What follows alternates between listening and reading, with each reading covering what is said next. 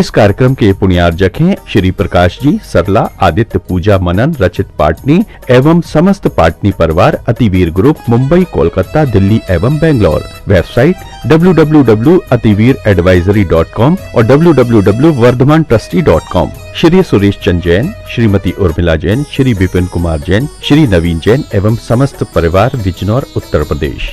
श्रीमान सुभाष बड़जात्या, श्रीमती सरिता बड़जात्या, श्री मयंक जैन, श्रीमती रजनी जैन, श्री अभिषेक जैन, श्रीमती दीपिका जैन, शाइशा जैन, अरहान जैन एवं Ativir Jain. Firm Mayank group, Kolkata. माता श्री सुशीलाबाई जैन, ललितपुर वाले, श्रीमती मीना, अनिल कुमार जैन, BSR, श्री विद्यासागर रोडवेज, नागपुर। पुत्री एवं दामाद श्रीमती सोनिया, श्री आदेश कुमार जी। पौत्र रेहान, मास्टर युवान जैन, सिंगापुर। श्रीमती स्वाति, पीयूष जैन, मास्टर दर्श जैन, मास्टर गर्व जैन, BSR, श्री विद्यासागर रोडवेज परिवार, नागपुर। सौभाग्यवती किरण, कमल कुमार जैन, दिल्ली। सौभाग्यवती शिमला, राजेंद्र कुमार जी, घनसौर। सौभाग्यवती Mukta Ajay Jain, dream soapy, BSR, Shri Vidyasagar roadways, Nagpur. बेटी भाई धन्नालाल, कुरवाई वाले। स्वर्गीय श्री मेघराज जी गंगवाल एवं स्वर्गीय श्रीमती चुक्की देवी जी गंगवाल की पुण्य स्मृति में श्रीमान प्रदीप गंगवाल, श्रीमती अंजना गंगवाल, पुत्र एवं पुत्रवधू अंकित गंगवाल, प्रियंका गंगवाल, पुत्र एवं पुत्रवधू रोहित गंगवाल, शिल्पी गंगवाल। श्री जयेश भाई जसवंत लाल शाह, श्रीमती रूपा बेन शाह, श्री अर्पित वखारिया, श्रीमती अदिति वखारिया, कियारा वखारिया, जियान वखारिया, कुंजन गांधी, ईशा गांधी, ऋत्वी गांधी। श्रीमती सरोज, श्री सुनील, प्रतीक जैन, आशिका जैन, अंकित एवं Khushboo Pataudi. Firm Saroj roofing private limited, Cochin.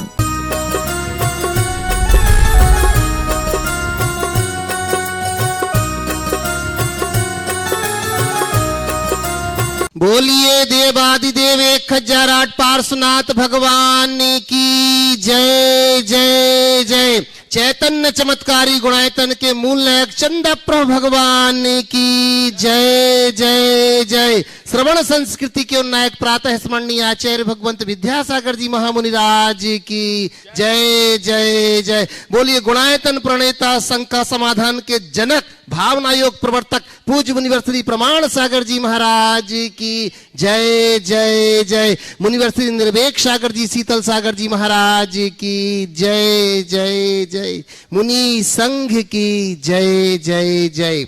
प्रिय बंधुओं, तीर्थराज सम्मेद शिखर की तलहटी गुणायतन परिसर में आयोजित देश के सर्वाधिक लोकप्रिय कार्यक्रम शंका समाधान में यहाँ उपस्थित एवं देश विदेश से जुड़े हुए उन सभी श्रद्धालुओं का जो निर्माणी चैनल एवं प्रामाणिक ऐप के माध्यम से इस कार्यक्रम का सीधा प्रसारण देख सुन आनंद ले रहे हैं, उन सभी का मैं गुणायतन और श्री सेवायतन परिवार की ओर से हार्दिक हार्दिक अभिनंदन करता हूं। बंधुओं, यह कार्यक्रम अपन प्रारंभ करें उसके पूर्व अपन चलते हैं पूज्य गुरुदेव के चरणों में वंदन कर आशीर्वाद की मंगल भावना लेकर के। भो स्वामी नमोस्तु नमोस्तु नमोस्तु।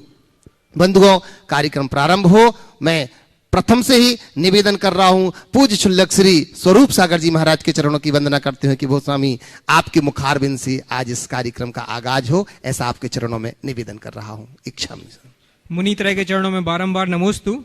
प्रथम ऑनलाइन प्रश्न के रूप में हीरा जी बड़जात्या हजारीबाग से नमोस्तु पूर्वक प्रश्न कर रही है महाराज श्री कि पैर में लगने वाली चोट संभर कर चलना सिखाती है। ये बिल्कुल सही बात है, लेकिन ऐसा भी कहा जाता है कि मन में लगने वाली चोट समझदारी से जीना सिखाती है। तो महाराज श्री, हम कैसे अपने अंदर समझदारी विकसित करें? बहुत अच्छा वाक्य है। पैर में लगने वाली चोट संभल कर चलना सिखाती है, तो मन में लगने वाली चोट समझदारी से जीना सिखाती है। आपने पूछा है समझदारी से जीने का रास्ता क्या है। मैं तो यही कहूँगा, अतीत के जितने भी चोट हैं उनका अनुभव सामने रखो, समझ अपने आप आ जाएगी। हमारे जीवन में जो समझ घटती है वो दो माध्यमों से विकसित होती है। एक खुद के अनुभव से और दूसरा अनुभवियों के संसर्ग से। ये दो ऐसे माध्यम हैं जिनसे हम अपने अंदर की समझ को विकसित कर सकते हैं। यदि व्यक्ति खुद के अनुभवों की समीक्षा करना शुरू करे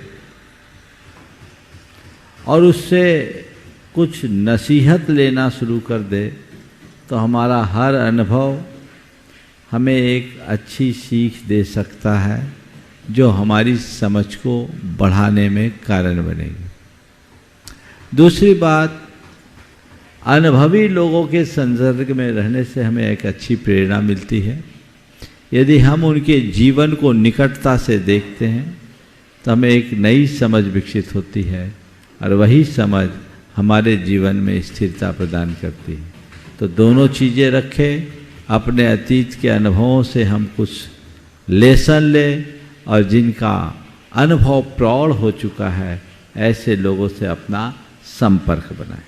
राजेश जैन RI गोपालगंज सागर से नमोस्तुपूर्वक प्रश्न कर रहे हैं महाराष्ट्री कि विनम्रता, अपनापन, मिठास और सहजता यह व्यक्ति के आवरण और स्वभाव हैं। कठोरता का आवरण और मृदुलता का स्वभाव हम मनुष्यों के जीवन में कैसे और कब आवश्यक है, कृपया मार्गदर्शन दें। फिर से बोलिए। विनम्रता, अपनापन, मिठास और सहजता, हाँ, ये स्वभाव और आवरण हैं। कठोरता का आवरण और मृदुलता का स्वभाव हमारे अंदर कैसे आए, इसका लिए समाधान करें।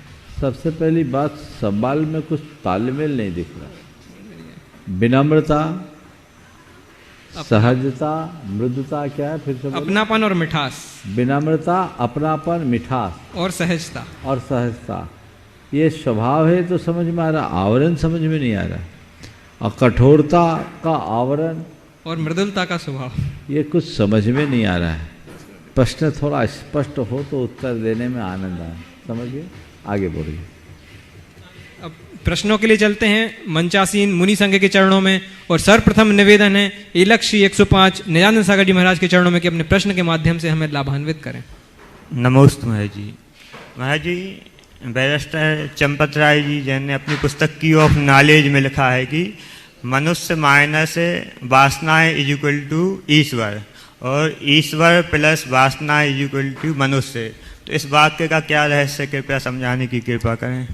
देखिए, बैरिस्टर चंपत राय द्वारा रचित की ऑफ नॉलेज अद्भुत ग्रंथ है। सही अर्थों में कहा जाए तो की ऑफ नॉलेज ही है। बैरिस्टर चंपत राय जैन जगत के एक महान स्तंभ थे। उन्होंने बहुत सारे ग्रंथ लिखे और सभी दार्शनिक ग्रंथों को लिखा। और उनकी एक कृति है असहमत संगम, हाँ, difference of Confluence of opposite. बहुत अच्छी सारी मूलभूत किताबें उनकी अंग्रेजी की है। जैन लॉ पर भी लिखा उनने। और की ऑफ नॉलेज लगभग 700 पेजों की पुस्तक है, अद्भुत। उसमें उन्होंने एक बहुत अच्छी व्याख्या की कि हम में और परमात्मा में कोई मौलिक अंतर नहीं। जैन दर्शन की सबसे बड़ी विशेषता है, जैन दर्शन इस बात का उद्घोष करता है कि आत्मा ही परमात्मा है। जैन दर्शन ऐसे किसी अनादि सिद्ध परमात्मा को नहीं मानता जो अनादि से परमात्मा हो और जो जगत करता और नियंता। जैन दर्शन कहता है कि आत्मा से पृथक कोई परमात्मा नहीं, आत्मा ही परमात्मा है। हाँ, आत्मा और परमात्मा में यदि अंतर है तो केवल इतना ही, जिसमें विकार है वो आत्मा और जो निर्विकार है वो परमात्मा। उन्होंने लिखा, परमात्मा को अगर हम गॉड कहें और उसमें अगर पैशन जुड़ जाए तो वो आत्मा हो गया संसारी, और आत्मा में से पैशन निकल गया तो परमात्मा हो गया मुक्त। तो जो उन्होंने व्याख्या की, बड़ी सटीक व्याख्या है। प्राणी में जब तक विकार है वो आत्मा है और निर्विकार होते ही वही परमेश्वर है। स्वर्ण पाषाण में जब तक कालिमा और किट्टिमा है वो सोने का अयस्क है, और है। लेकिन जब उसे प्रोसेस करके उसकी कालिमा किट्टिमा को गला लिया जाता है, अलग कर दिया जाता, शुद्ध सोना निखर जाता है। दूसरे शब्दों में मैं कहूँ तो आत्मा सोने का ओर है तो परमात्मा 24 कैरेट सोना है। विकार निकलते ही हम अपने भीतर के परमात्मा को उद्घाटित कर सकते हैं। ये उक्त उदाहरण का सार है। नमोस्तु पूर्वक निवेदन है परम पूज्य मुनि श्री शीतल सागर जी के चरणों में कि हमारी ज्ञान वृद्धि हेतु अपना प्रश्न प्रेषित करें। ओम नमः। आचार्य श्री ने एक हाइकु लिखा, कचरा बनो अध कचरा नहीं खाद तो बने। इसका थोड़ा सा बहुत अच्छा हाइकु। कचरा बनो अध कचरा नहीं खाद तो बने। हम लोग ये जानते हैं कि कचरे से खाद बनती है, तो मतलब कचरा फिर भी काम का है, पर जो अध कचरा है ना वो कोई काम का नहीं। बहुत व्यापक संदर्भ में उन्होंने अपनी बात कही है। शब्द सामान्य है लेकिन इसका अर्थ बहुत गहन है। कचरा बनो अध कचरा नहीं खाद तो बनो। यानी यदि तुम अज्ञानी बने रहोगे तो तुम्हारा जल्दी कल्याण हो सकता है, कोई ना कोई काम किए आओगे। लेकिन अल्पज्ञानी होकर ज्ञान का अभिमान पालोगे तो कहीं के नहीं रहोगे। अध कचरा बनने वाले के लिए कहते हैं little knowledge is dangerous thing, है ना। तो अज्जल गगरी छलकत जाए, ये अध कचरा बहुत बुरा है। इसलिए इन अध कचरों से कचरा अच्छा है। इसलिए गुरुदेव कहते हैं कचरा बनो अध कचरा नहीं खाद तो बनो, कुछ तो काम में आओ। बहुत अच्छा। नमोस्तु पूर्वक निवेदन है परम पूज्य मुनि श्री निर्वेक सागर जी के चरणों में कि अपने प्रश्न के माध्यम से हमें भी बोधि की प्राप्ति करें। मुनि श्री को नमोस्तु करते हुए, कल आपने ज्ञान के विकास में शिक्षा की भूमिका बतलाते हुए तो 4 बातें कही थी। सिर तक तो चढ़ी है किंतु गले में उतरी नहीं। श्रावकों की अपेक्षा में पूछ रहा हूँ, क्योंकि हमारी तो ये धारणा है कि जितना अच्छा शिक्षक होगा उतना ही बच्चे का विकास होगा। इसलिए हम लोग क्या करते हैं, सुबह 7 बजे बच्चे को स्कूल पहुँचाते हैं और 2-2:30 बजे तक बच्चा पढ़ के आता है। आधे घंटे बाद फिर बच्चे को ट्यूशन पहुंचा देते हैं 4 बजे और बच्चा 6-7 बजे तक ट्यूशन पढ़ के आता है। और दिन भर उसको ट्यूशन और स्कूल में हम इसलिए खपा देते हैं कि बच्चा पढ़ के बहुत अच्छा बन जाए। किंतु आप तो कहते हैं शिक्षा की भूमिका मात्र 25% होती, एक चरण आचार पढ़ाते हैं। ये बात कुछ गले उतरी नहीं, कृपया थोड़ा सा स्पष्ट करें। ये तो ट्यूशन नहीं पढ़ाएंगे तो बच्चे कैसे पास होंगे, एक बड़ी समस्या मम्मियों की है। बच्चे तो कहते हैं हम बिना ट्यूशन पढ़े पास हो जाएंगे, किंतु मम्मी पापा को बच्चों पर विश्वास नहीं कि बिना शिक्षक के बच्चे कैसे होशियार बनेंगे। थोड़ा सा बहुत अच्छा सवाल आपने किया है, बड़ा सामयिक सवाल। मैं एक महानगर में था, तो चर्चा में बात आई, कुछ लोग मेरे पास बैठे थे और आज के बच्चों के पढ़ाई के तौर तरीके की चर्चा करते करते बात आई कि आजकल बच्चे बहुत बिजी हो गए। तो एक बहन जी ने कहा, महाराज बच्चे बिजी रहते हैं तो हम लोग इजी रहते हैं।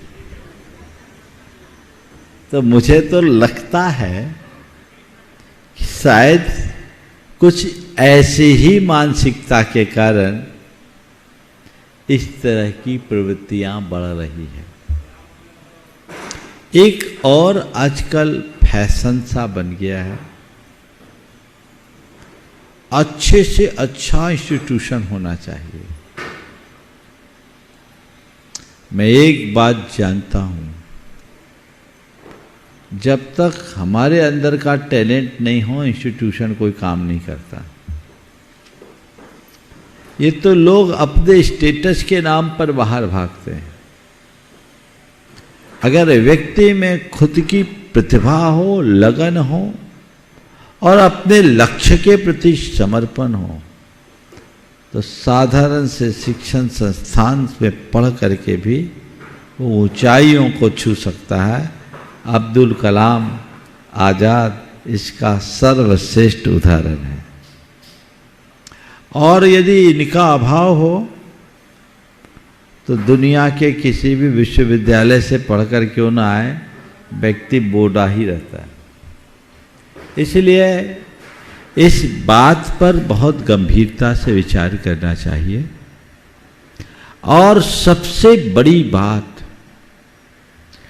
बच्चों के केवल बौद्धिक विकास पर ही ध्यान देना उचित नहीं है।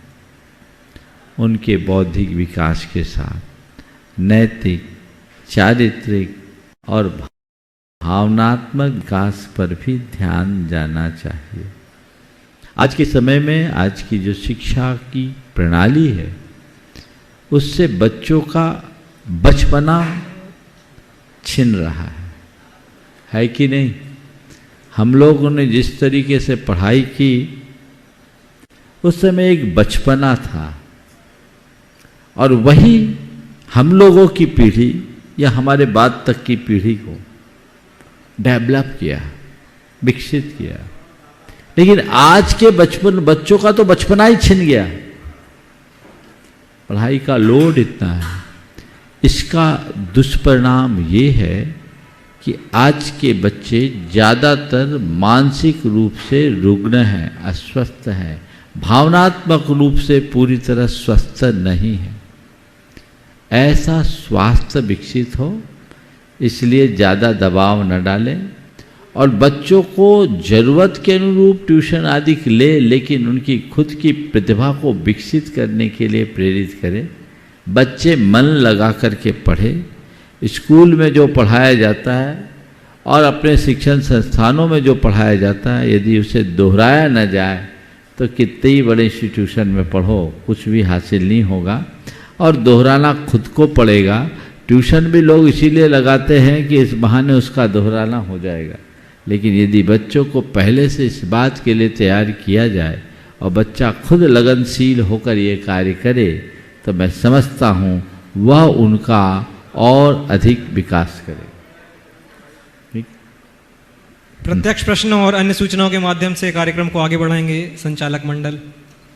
बंधुओं, बड़ी प्रसन्नता है हमें, लोगों ने गुणायतन को समझा। मैं आपसे कहना चाहूंगा कि गुणायतन जो विश्व की अनमोल कृति का निर्माण यहां पर हो रहा है, आप लोग इसे तन मन धन से समर्पित होकर के इस कार्य को पूरा करने में अपना सहयोग देवें।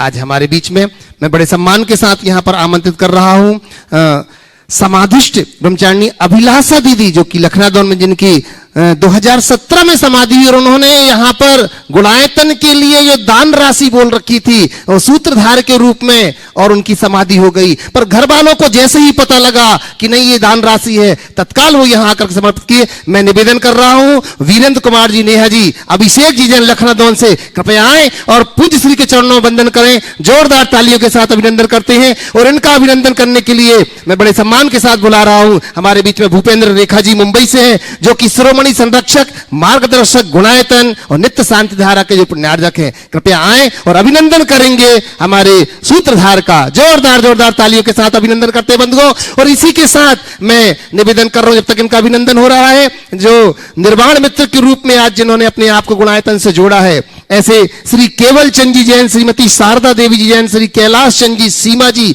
सम्यक सची, अक्षय साक्षी, टाटा परिवार, पारस रेडीमेड, पिपरई, अशोकनगर, मध्य प्रदेश से कृपया मंच के ऊपर आए और जोरदार तालियों के साथ हम इनका भी अभिनंदन करते हैं। और इनका अभिनंदन करने के लिए मैं आवाज दे रहा हूं हमारे बीच में पंकज जी पाटौदी, गुणायतन ट्रस्टी साडम से हमारे बीच में, साथ ही कपूर जी कोटा, कपूर जी जैन, निवेदन कर रहा हूं आए और इनका अभिनंदन करेंगे। जोरदार जोरदार तालियों के साथ हम इनका अभिनंदन करते हैं। बंधुओं, हमें बड़ी प्रसन्नता है, लोगों ने अपने आप को किसी न किसी रूप से मन तो बनाया है कि हमें गुणायतन से जुड़ना है, जुड़ते भी जा रहे हैं। और निर्वाण निधि के रूप में जो जुड़े हैं, मैं चाहूंगा कि आपकी हर्षध्वनि उन तक जरूर पहुंचे। श्री सत्येंद्र कुमार जी जैन, विशांशु जैन, लवीना जैन, सर्वज्ञ जैन, अलीगढ़ उत्तर प्रदेश से जोरदार तालियों के साथ अभिनंदन। और इतना ही नहीं, लोगों ने अपने आप को मन बना लिया है कि जब विशाल पंचायतन शैली का जिनालय बनेगा बंधुओं, और उस जिनालय में जो स्वर्ण का कार्य होगा, लोग लगातार अपनी भावनाओं को प्रेषित कर रहे हैं। और आज फिर हमारे बीच में स्वर्ण दान के रूप में रतलाम से श्री प्राची जैन, रिद्धिका जैन, हितार्थ जैन रतलाम से इन्होंने लगभग 10.5 ग्राम सोना यहां पर समर्पित किया है। जोरदार तालियों के साथ हम उनका बहुत बहुत बहुत बहुत अभिनंदन करते हैं। बंधुओं, मैं निवेदन करता हूं, हमारे बीच में श्रीमान देवेंद्र कुमार जी सिरोंज से हमारे बीच में है, गुणायतन ट्रस्टी, वो यहां पर उपस्थित हैं। कृपया मंच के ऊपर आए और जोरदार तालियों के साथ हम उनका अभिनंदन करते हैं। और इनका अभिनंदन करने के लिए मैं बड़े सम्मान के साथ बुला रहा हूं हमारे बीच में सुप्रीम कोर्ट के एडवोकेट माननीय विजय जी साधना जी, जो कि विधि सलाहकार हैं हमारे गुणायतन के। मैं निवेदन करता हूं कि आए, और साथ ही साथ निवेदन करूंगा अरविंद जी भूसा वाले यहां पर उपस्थित हैं, इनके अभिनंदन में ट्रस्टी गुणायतन आए, इस अभिनंदन में आपकी सहभागिता होगी। पुनः जोरदार जोरदार तालियों के साथ हम इनका अभिनंदन करते हैं। और आप सबसे भी कहना चाहूंगा बंधुओं कि आपके सहयोग के बिना यह कार्य पूरा नहीं हो पाएगा। जैसे कि महाराज श्री ने मन बनाया है कि आगामी फरवरी तक अगर यह कार्य हो जाता है तो फिर आप देखना विश्व का अद्वितीय यह पंचकल्याणक प्रतिष्ठा, जहां गुणायतन में हम जीवंत रूप से वह पंचकल्याणक यहां पर देखेंगे बंधुओं। तो आइएगा, हम चलते हैं। अब जिन्होंने शंका समाधान का शुभारंभ करके संपूर्ण भारतवर्ष में नहीं, अनेक लोगों ने जिसका अनुसरण किया और शंका समाधान का यह कार्य चल रहा है, मैं निवेदन कर रहा हूं पूज्य गुरुदेव के चरणों में। और प्रश्नों के माध्यम से मैं आदरणीय पंडित जी से निवेदन करूंगा कि प्रत्यक्ष में प्रथम प्रश्न के रूप में मैं निवेदन करता हूं हमारे भाई अभिषेक जैन लखनऊ से अपना प्रथम प्रश्न रखें। और इसी के बाद तैयार रहेंगे धीरांशी जैन कटनी से पुरानी बस्ती परिवार। हेलो महाराज जी, नमोस्तु। आज बहुत हर्ष हो रहा है कि बुआ जी ब्रह्मचारिणी अभिलाषा दीदी ने जो अपने जीवन काल में दान राशि बोली थी, वो उनके समाधि मरण के पश्चात हम लोगों ने यहाँ पे पूर्ण रूप से चुकता कर दी है। महाराज जी, गृहस्थ अवस्था में हम लोग समाधि मरण की तैयारी कैसे करें? बहुत अच्छा। देखो, मुझे तो लगता है कि तुम्हारी बुआ जी ने ही तुम्हें कहीं से प्रेरणा दी, इसलिए तुम यहाँ तक आए।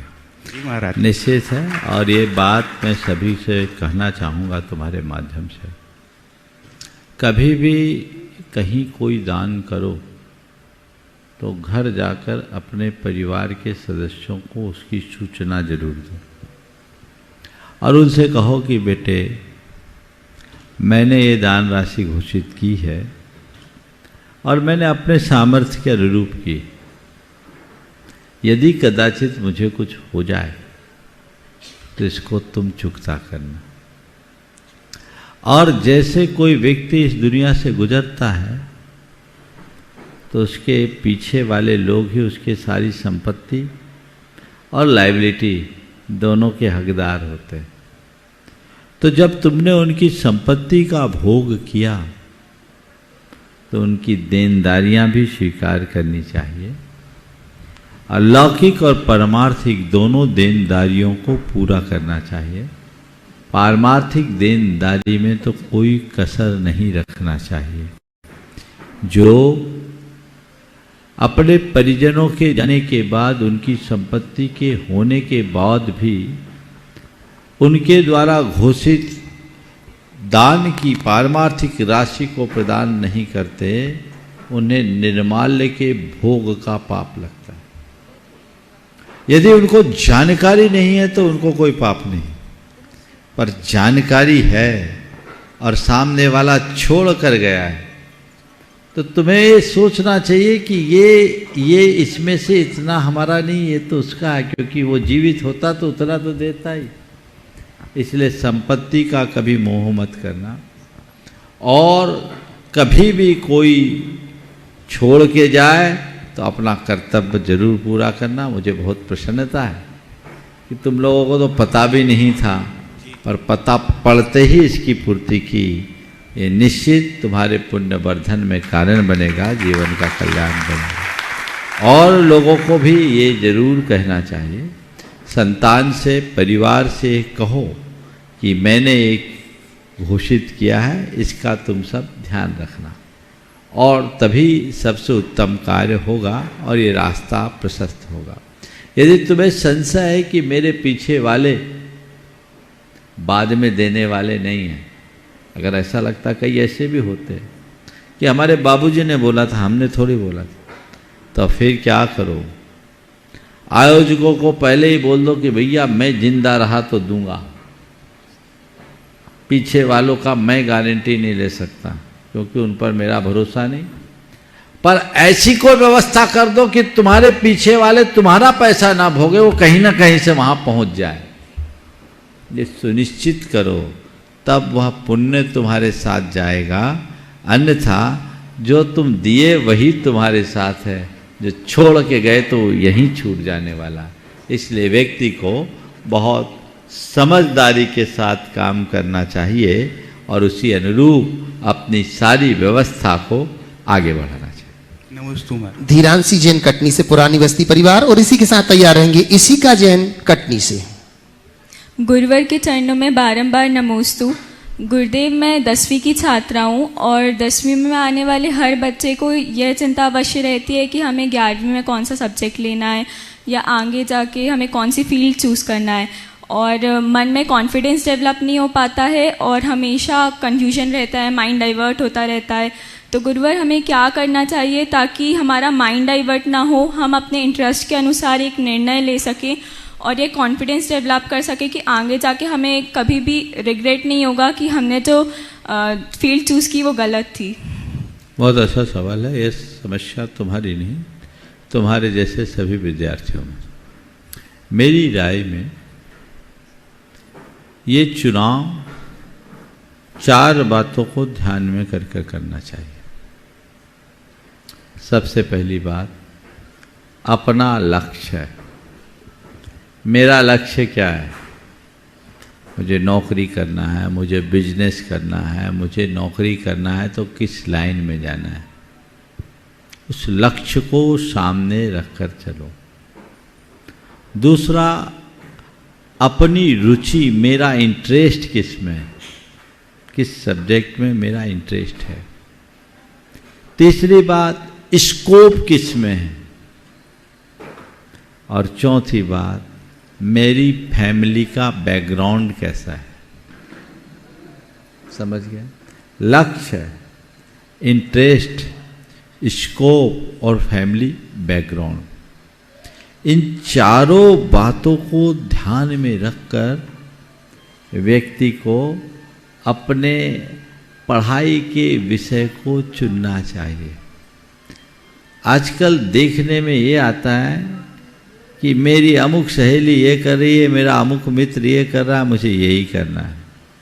किसी ने बोल दिया ये कर लो तो तुम वो करने को तैयार है। ये सब बेकार है।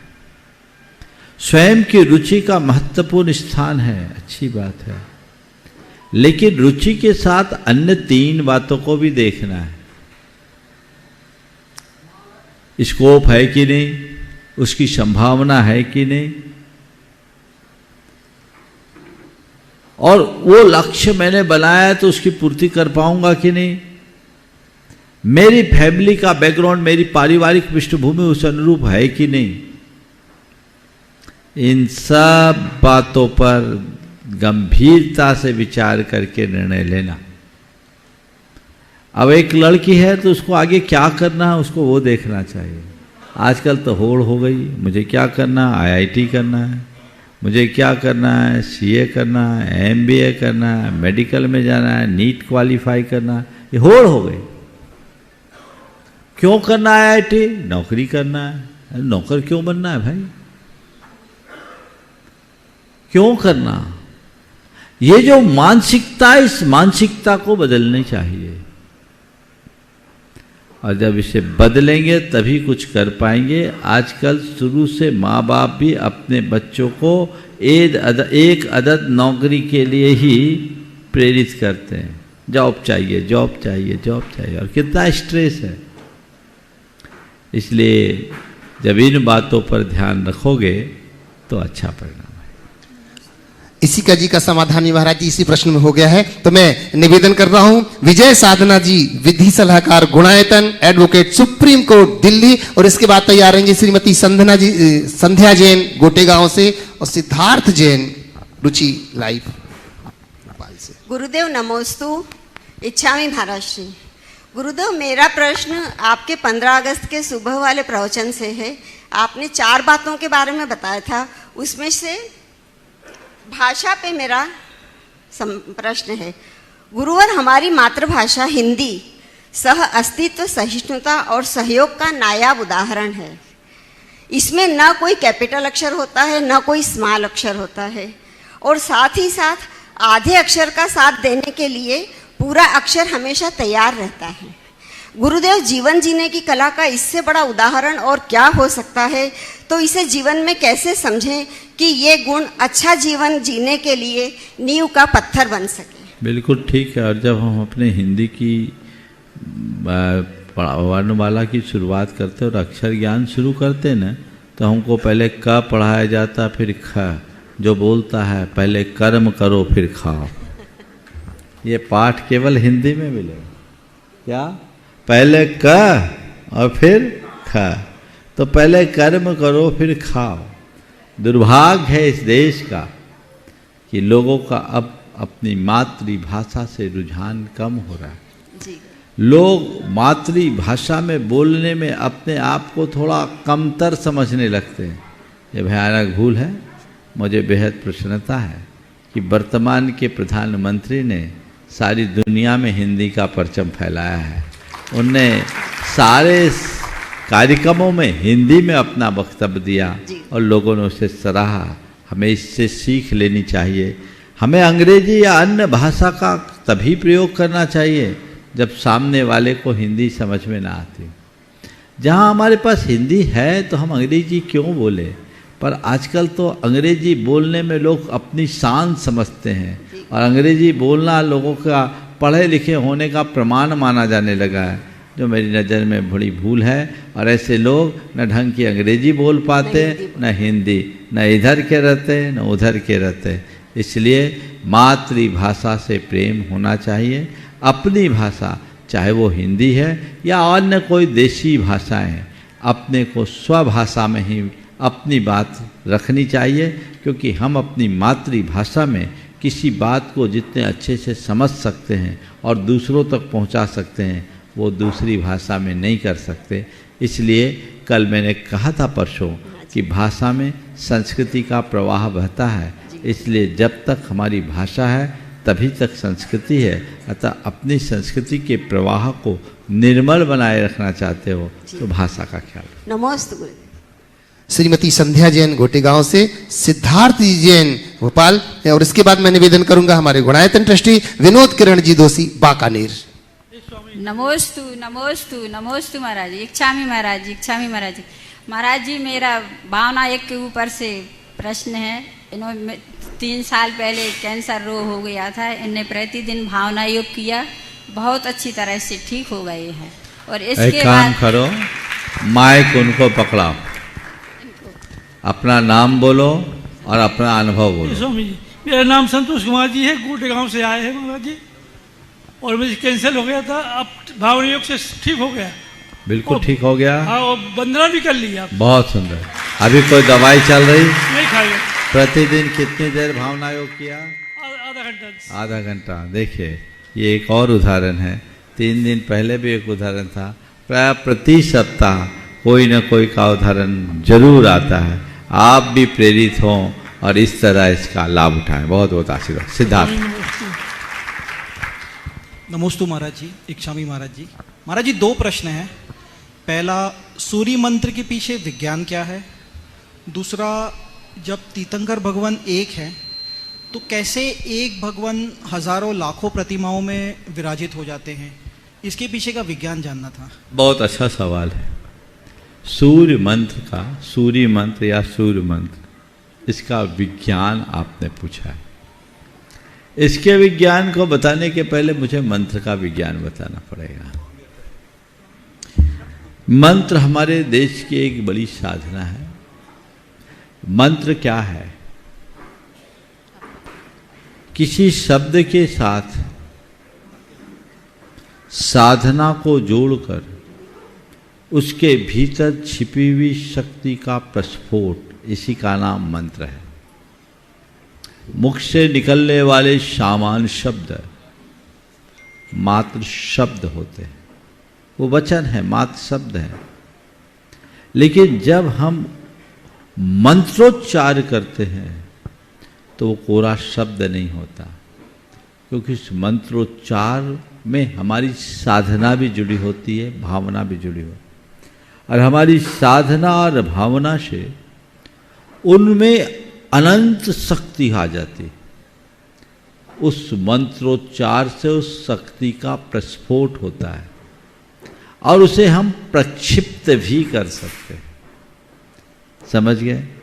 तो जब हम मंत्रोच्चार करते हैं, और ऐसे वैसे मंत्र नहीं, सब साधित मंत्र होते हैं, उन मंत्रों का आरोपण हम जिन प्रतिमाओं में करते हैं तो प्रतिमाएं जीवंत हो उठती।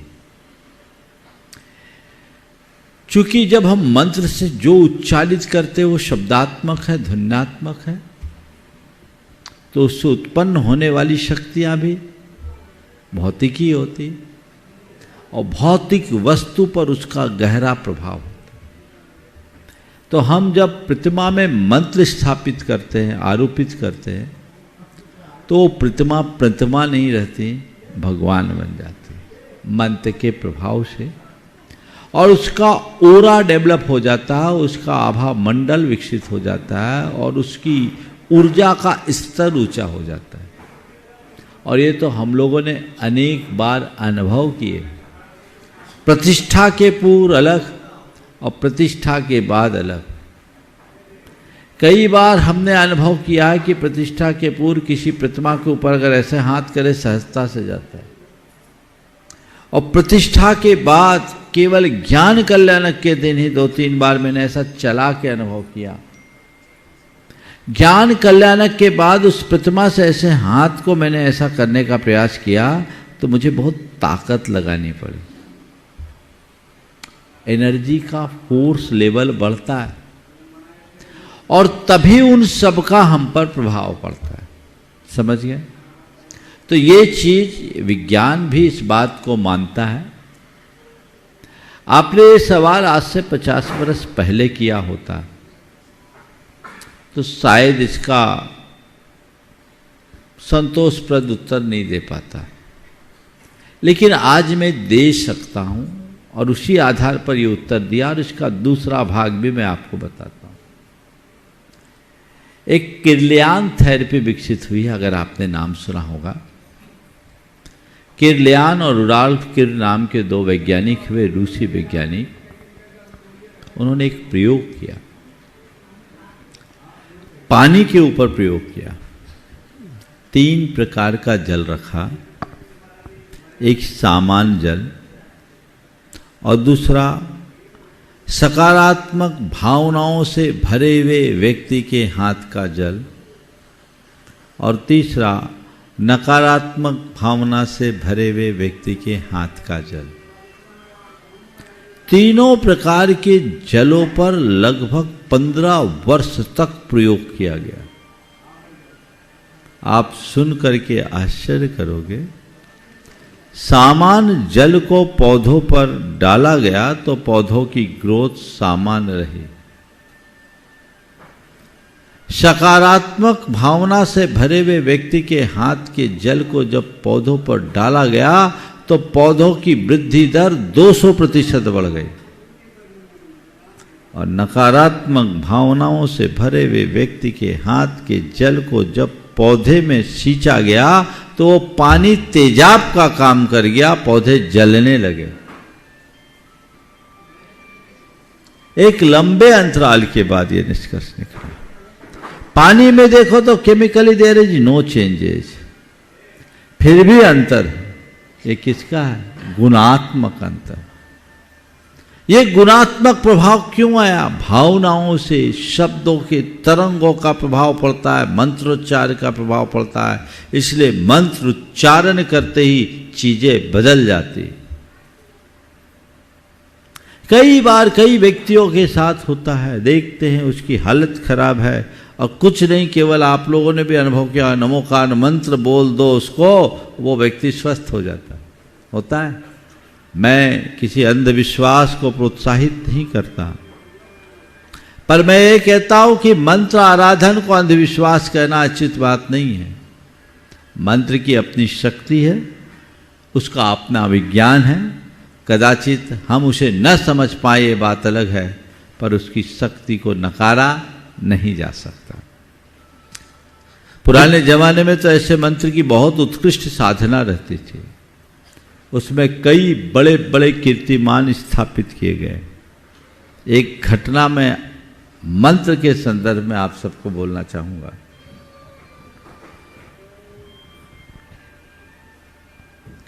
औरंगजेब के, थोड़ा देखो, औरंगजेब के काल का ये प्रसंग है। औरंगजेब या कोई और मुगल बादशाह था, दिल्ली में उनके सामने जैन मुनियों की महिमा बताई गई। जैन मुनियों की जब महिमा बताई गई तो उनके मन में आया कि मुझे जैन मुनि का दर्शन करना। अब वहां कोई आसपास जैन मुनि थे नहीं, क्या करे। अजमेर में एक मुनि थे प्रभाचंद। लोग उनके पास पहुंचे कि महाराज आप यहां से दिल्ली चलो, बादशाह के पास आपको चलना है, नहीं तो बड़ा संकट आएगा। महाराज ने कहा चलेंगे, तुम यहीं रहो। वो जो गया वो वहीं रुका रहा। 1 महीने का समय था, पर महाराज तो हिलने को तैयार नहीं।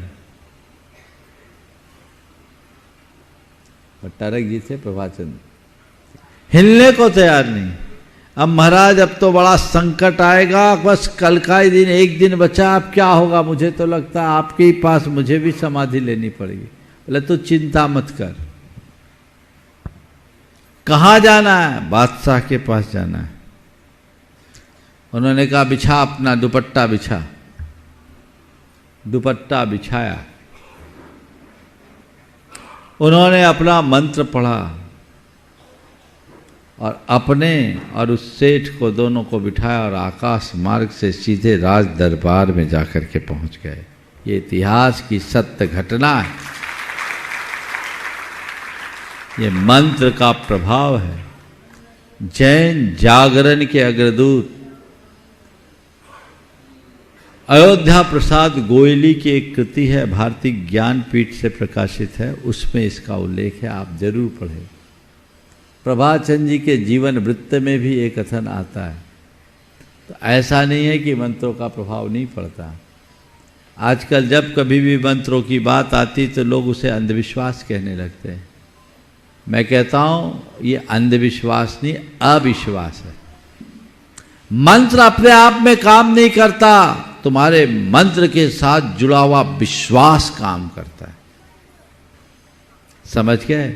और मेडिकल साइंस भी कहता है ना, एक प्लेसिबो इफेक्ट, एक नोसिबो इफेक्ट होता है। सुना है ना आपने दोनों वर्ड्स? प्लेसिबो इफेक्ट क्या है? साधारण सी दवाई दो, राख भी दे दो और कहो ले रामबाण दवाई है, सामने वाले ने एक्सेप्ट कर लिया, काम कर गया। ये क्या है? Placebo effect. और अच्छी से अच्छी दवाई और साधारण सी बीमारी, भैया इसका कोई इलाज नहीं, ला इलाज बीमारी है, ठीक नहीं हो सकता, जो आता है प्राय निपट जाता है। तो वो व्यक्ति अच्छी से अच्छी दवाई खाएगा, वो भी उसको कीमो जैसा काम करेगा, उल्टा असर होगा, है ना। तो जब हमारे सामान्य से शब्दों का असर लोगों पर लक्षित होता है, दिखाई पड़ता है, तो मंत्रों का प्रभाव क्यों नहीं हो सकता, ये हमें समझना चाहिए। समझ गए?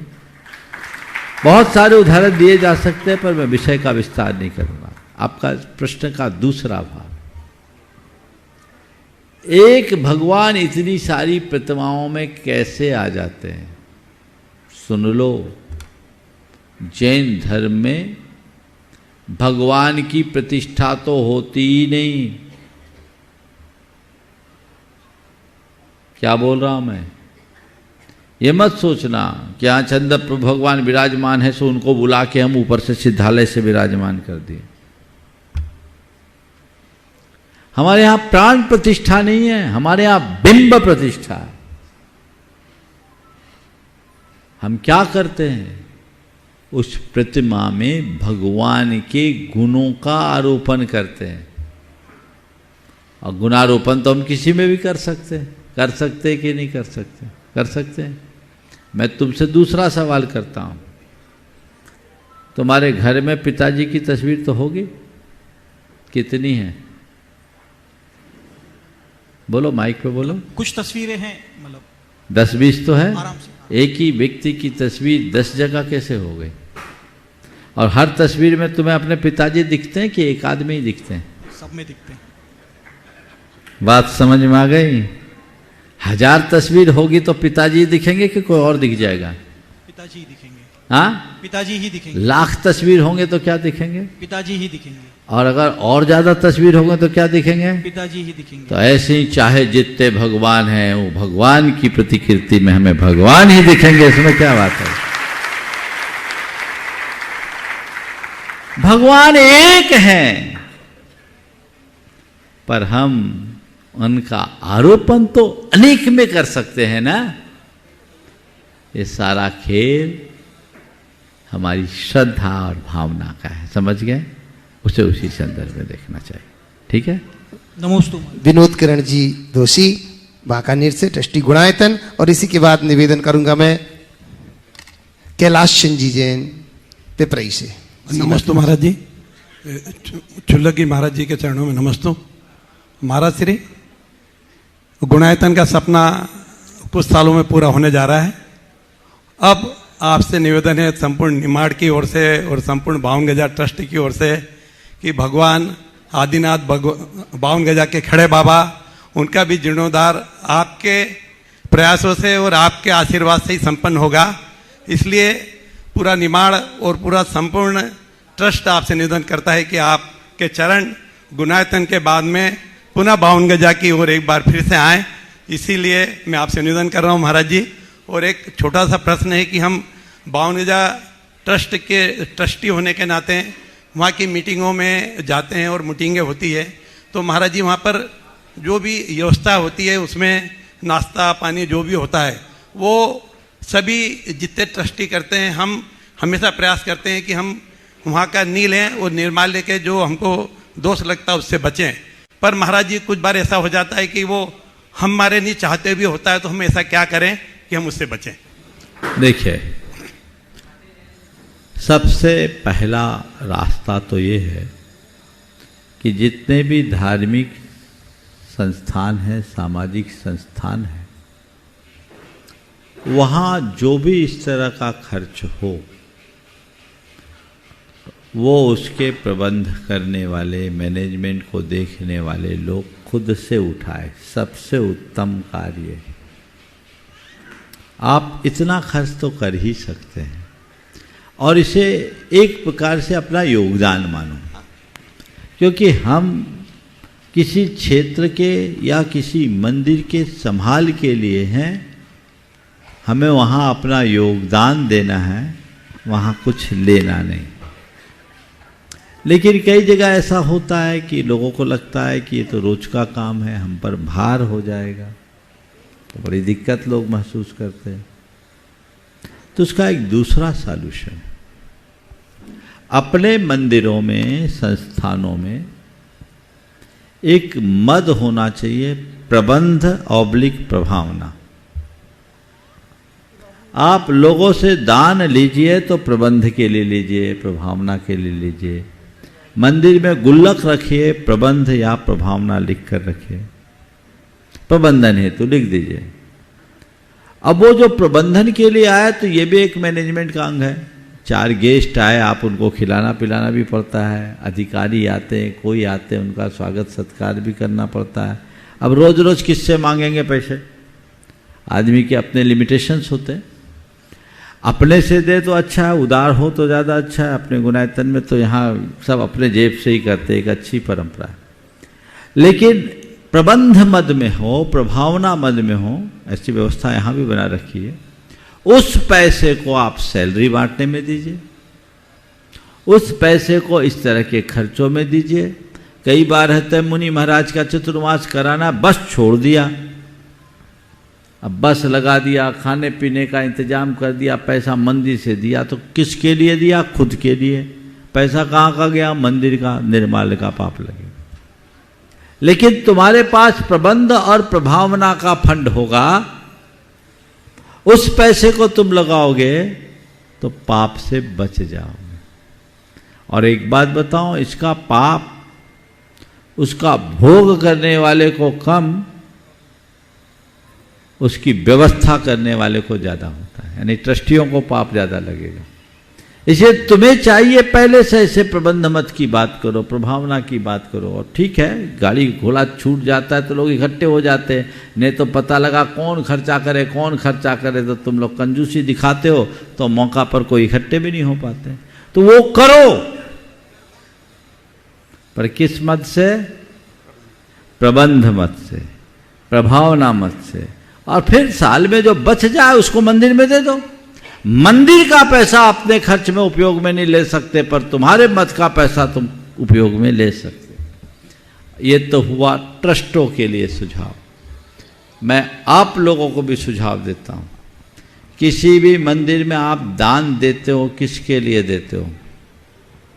या तो निर्माण के लिए, या व्यवस्था के लिए, या उसका बैंक बैलेंस बढ़ाने के लिए। किसके लिए देते हो?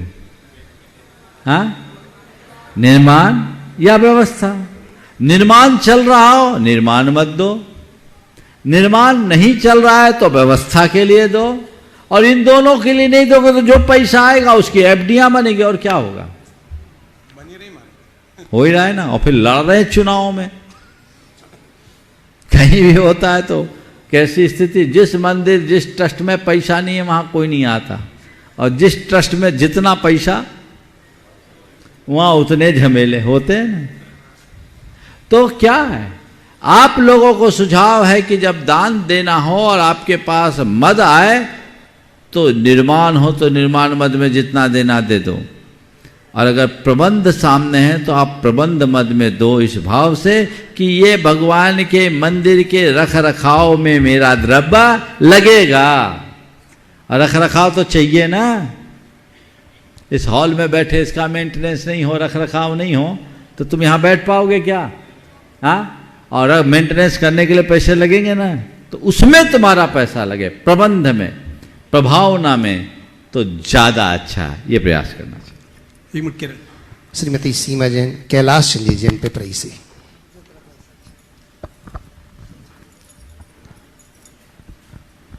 महाराज श्री जी के चरणों में, सभी मुनि राजा के चरणों में त्रिवार नमोस्तु नमोस्तु नमोस्तु।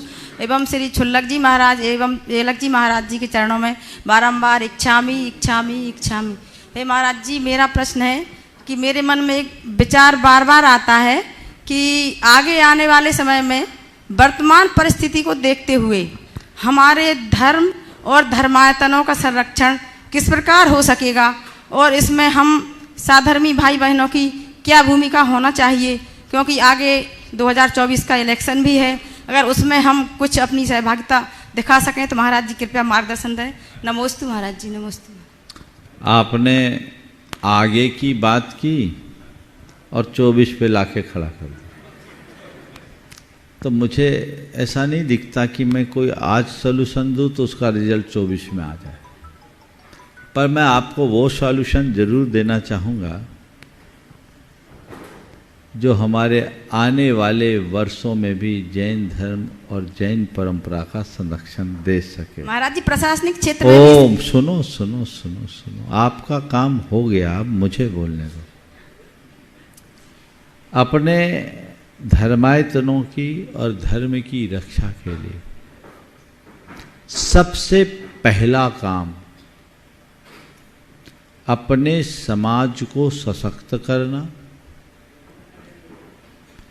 और धर्मियों की संख्या बढ़ाना। न धर्मो धार्मिकैर बिना। जब जैन ही नहीं रहेंगे तो जैन धर्म कहाँ रहेगा? बोलो, पता है आप लोगों को आगे क्या होने वाला है? कितने साल टिकोगे तुम लोग पता है? पहले माता पिता 2 होते थे, उनके 4 संतान होते थे, 2 4 को छोड़ के जाते थे। अब 2 2 को छोड़ के जाने लगे, तब तक ठीक था। अब उसके बाद क्या हुआ? 2 गए 1 बचा, और अब तो वो 1 पर भी तलवार लटकने लगी संशय की। तो क्या होगा? संख्या उत्तरोत्तर कम हो रही है। जैनियों की TFR बहुत कम है। हमें इन बातों पर ध्यान देना चाहिए, और जब तक इन पर हम ध्यान नहीं देंगे हम अपनी परंपरा को आगे नहीं बढ़ा पाएंगे। इसलिए मैं आज की नई पीढ़ी से कहना चाहता हूँ, अगर तुम ब्रह्मचारी बनो तो तुम्हें कोई दिक्कत नहीं, पर विवाह किया है तो कम से कम कितना होना ही चाहिए, इसके लिए सोचना ही नहीं, इसका विचार आपको करना है। समझ गए? आप ये मत सोचना कि कैसे पलेंगे। अरे तुम पल गए, तुम्हारे बाप दादा पल गए, तो तुम्हारे बेटा पोते भी जरूर पल सकते हैं। तभी हमारी परंपरा सुरक्षित और संरक्षित रहेगी, अन्यथा कुछ विशेष नहीं बचेगा। समय मैं बड़े सम्मान के साथ आवाज दे रहा हूं हमारे बीच में प्रमोद जी जैन छिंदवाड़ा से, उनके परिवार से सारी बहनें यहाँ आई जिन्होंने 51,000 रुपए की राशि गुणायतन के लिए समर्पित की है। मैं निवेदन करता हूं सारी बहनें अति शीघ्रता से यहाँ पर आ जाएं, और इनका अभिनंदन करने के लिए मैं सुभाष पूनम जी CEO गुणायतन से निवेदन करता हूं कि वो आए, इनका अभिनंदन करेंगे। साथ ही कीर्ति जी गुणायतन ट्रस्टी दिल्ली से मैं निवेदन करूंगा, कृपया आए और इन सभी बहनों का अभिनंदन करेंगे। मैं माननीय पूनम जी, सुभाष जी से निवेदन करता हूं, कीर्ति जी से निवेदन करता हूं, गुणायतन ट्रस्टी दिल्ली से आए, इन बहनों का अभिनंदन करें। जोरदार तालियों के साथ अभिनंदन करते हैं। मुन्नी जैन टीकमगढ़, SK जैन, ये अगर देखते हैं समय होगा तो उनको मौका दिया जाएगा, और अभिनंदन जोरदार तालियों के साथ अभिनंदन। आज यहीं पर विराम। बोलिए परम पूज्य आचार्य गुरुवर श्री विद्यासागर जी।